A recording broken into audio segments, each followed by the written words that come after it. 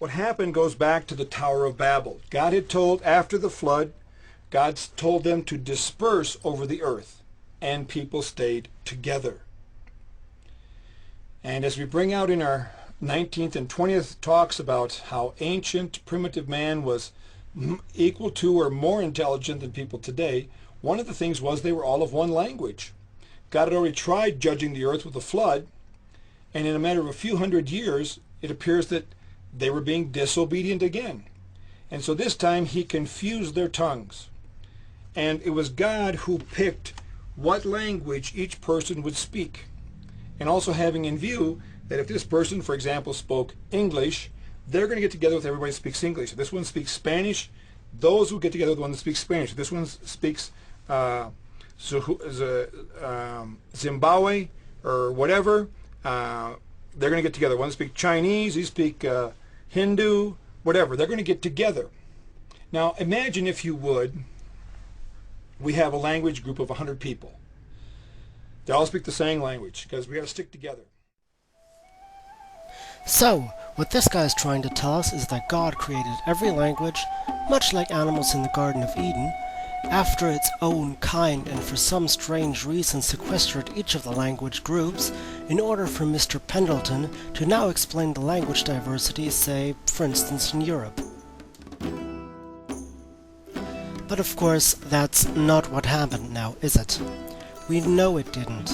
And as the following tree pattern will show, there was never a sequestering of any language group over several hundred, if not thousands of years.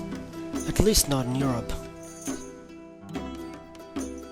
First off, I know this pattern is rather dodgy and incomplete, but since I'm hoping that at least some of Pendleton's viewers are watching, I do not want to make things all too complicated, and therefore chose a diagram one can expect from a high school textbook. Everything else that's missing, I'll explain along the way.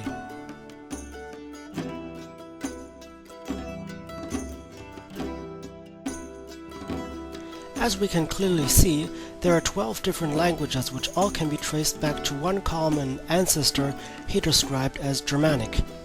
This itself shards into two subcategories known as Northern and Western Germanic.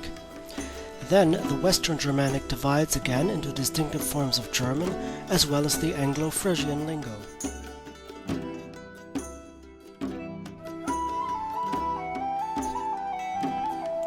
The Northern Germanic has no further divisions and is succeeded by all the modern and Northern European and Scandinavian languages. The only discrepancy here is Norwegian, which isn't actually a language on its own, but rather a compilation consisting of the two languages Norsk and Bokmål.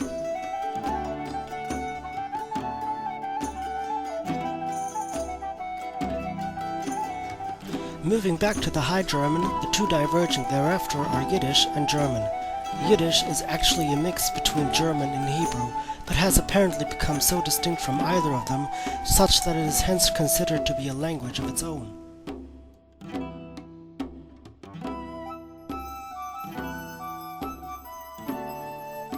Now, if we would continue the tree rightwards, German would then split into the many dialects known today, such as Bavarian, Saxony, Swabian, and of course my own dialect, Frankish. This itself again would divide into High, Middle and Lower Frankish. Similarly, we could extrapolate further and further until we'd end up with a slang-style lingo specifically unique to the area and place I currently live in.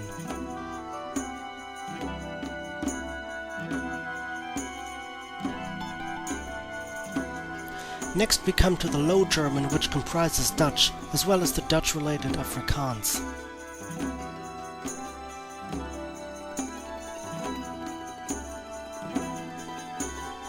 Plattdeutsch, or Plattdeutsch, literally translated as Flat German, is, just like Norwegian, not a lingo of its own, but again a compilation.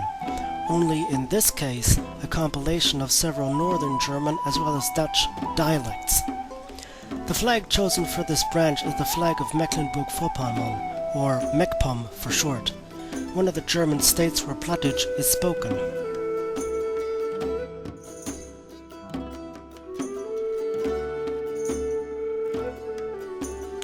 Lastly, we have the Anglo-Frisian division. Frisian, spoken primarily in Friesland, is, like Plattdeutsch, not an own language with its own distinctive grammar, but again another dialect spoken in northern Germany.